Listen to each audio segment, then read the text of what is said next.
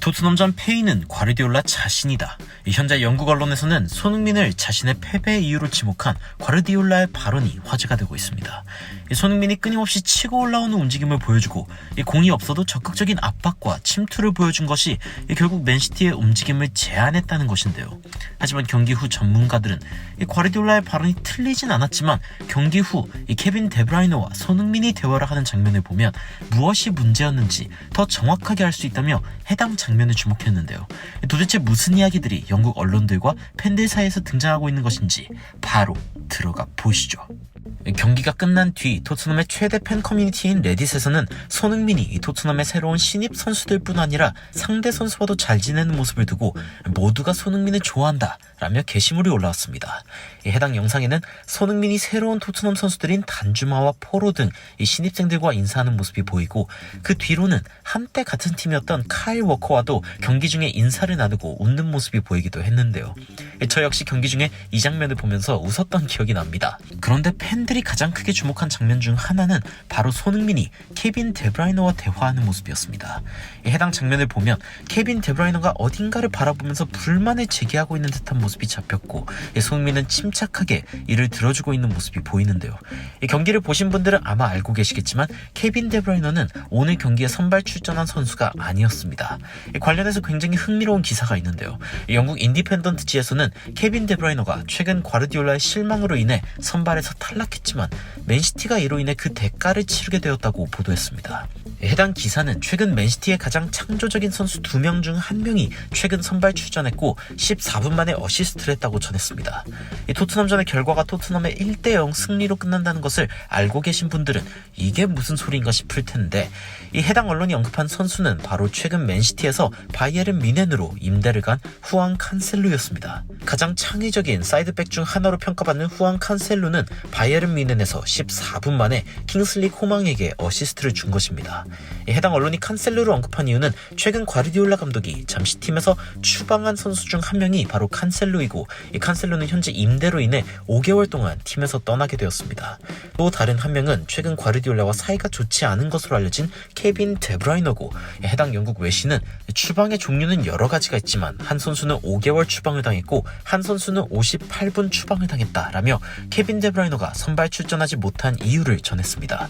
하지만 현재 프리미어리그에서 가장 어시스트가 많은 데브라이너를 결정시키는 것은 결국 좋은 선택이 아니었습니다. 맨시티는 케빈 데브라이너 없이 창의력이 고갈되었고, 그 고갈의 증거는 그대로 현재 득점 1위인 홀란드의 슈팅맵에서 나타났습니다. 스카이 스포츠가 왜 굳이 만들었는지 의아할 정도로 깨끗한 이 도표는 바로 홀란드가 이번 경기에 슈팅 하나조차 하지 못했다는 것을 강조했는데요.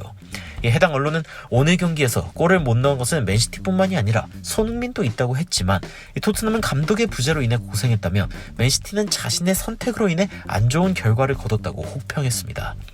묘하게도 최근 토트넘에게 맨시티가 원정에서 5경기 연속 지고 있는 상황에서 케빈 데브라이너는 5경기 중 3경기에서 선발 출전을 하지 못했고, 케빈 데브라이너는 최근 토트넘 홈경기장 내의 필드보다 벤치의 촉감에 익숙하다는 설명까지 이어졌습니다. 결국 해당 언론은 과거 바이에른 뮌헨 시절 과르디올라에게 지도를 받았던 호이비에르가 케인의 골을 돕는 광경을 보는 동안 자신의 가장 창조적인 미드필더는 벤치에 있던 점을 강조했고, 팬들은 경기 후 케빈 데브라이너가 손흥민에게 불평하는 장면 역시 이와 관련이 있다고 추측했는데요. 또 다른 영국 언론인 더선에서는 아예 대놓고 데브라이너를 출전시키지 않는 것은 미친 짓이었고 과르디올라는 미친 박사가 되어가고 있다라고 평했습니다. 분명한 것은 전술적인 변화 하나만으로도 현재 EPL 최고의 스트라이커인 25골 득점자 홀란드는 토트넘전에서 슈팅을 한 차례도 못해보는 지경까지 이르렀다는 건데요. 홀란드의 25골 중 5골을 도운 케빈 데브라이너는 자신의 부재로 인해 생긴 패배 상황에서 경기 후 손흥민과 이야기를 나누는 모습을 보였고, 분명 전혀 만족스러운 표정은 아니었습니다. 갑작스런 선발 라인업 대거 교체를 보여준 과르디올라와 더욱 비교된 것은 토트넘의 스텔리니 코치로, 스텔리니는 심지어 새로 영입한 페드로 포로를 출전시키지 않고 에메르송을 그대로 유지하는 선택을 하며 결국 이 선택이 최고의 선택 중 하나라는 것이 이번 경기에 드러났습니다. 토트넘은 항상 같이 뛰던 선수들이 익숙한 전술 하에서 변칙 전술을 쓰는 맨시티를 상대했고, 그리고 그 결과 승리를 만들어냈습니다. 맨시티는 에버튼에게 충격패를 당한 아스날을 추격할 절호의 기회를 어이없게 놓치게 되었고, 토트넘은 필요했던 승리를 가져갔습니다. 물론 손흥민은 오늘 경기에서도 하나의 슈팅을 기록하며 상대 공격수인 홀란드가 이날 경기에서 느낀 답답한 감정을 공유했지만 손흥민은 그 가운데에서도 팀에게 도움이 되기 위한 침투를 계속하며 맨시티의 수비진들을 당황하게 만들었는데요. 앞으로 엎치락 뒤치락 난리가 난 이 EPL 무대에서 토트넘과 손흥민은 어떤 하반기를 맞이하게 될지, 그리고 이 케빈 데브라이너가 눈밖에 난 맨시티는 과연 어떤 운명을 맞이할지 한번 지켜보도록 하겠습니다. 손흥민의 멋진 활약을 기대하고 응원하는 저는 놀라운 논란 미스터 논란이었습니다. 감사합니다.